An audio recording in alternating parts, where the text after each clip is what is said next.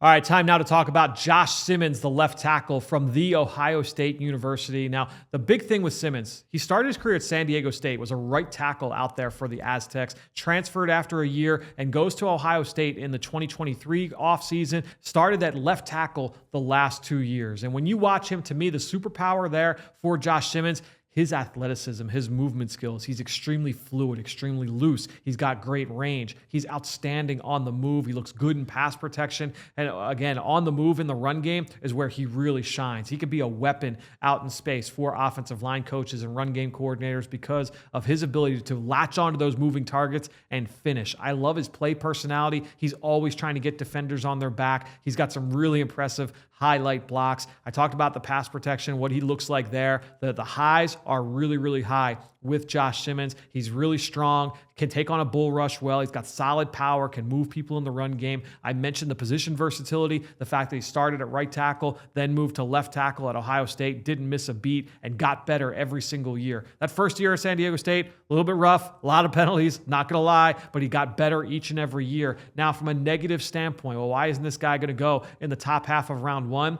Potentially because of a knee injury suffered back in the fall. Against Oregon in October, he tears his patellar tendon. And that's a tricky injury, especially for athletes in terms of trying to get that movement back. How long until he's back to 100% from an athleticism standpoint? That is certainly a projection when you're talking about Josh Simmons, especially given the fact that his athleticism is his superpower. But I think when you're looking at him, if you give him that clean bill of health, all right, what are we now working with from a negative standpoint? What needs to improve? Well, talk about the small sample. He got hurt in October. In the 6 games prior to that, Ohio State didn't really go up against any pass rushers of note. The competition was a little bit weaker.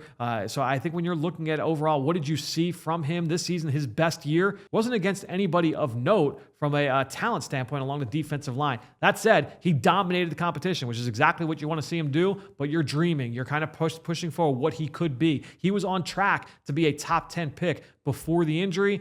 Are you able to get that type of player on a consistent basis? A team could feel that they get value there in the middle stages of round one or potentially later than that. But I think when you're looking at Simmons, again, a guy that was on track to be one of the top players selected in the offensive line in this class. He's got great athleticism, power, the finishing ability, the strength and pass protection. He's got some technique things to clean up from a hand standpoint. But I think when you're looking at the profile overall, the upside extremely high with Josh Simmons at left tackle or right tackle. The scheme versatility is apparent. He could be a blindside protector earlier rather than later.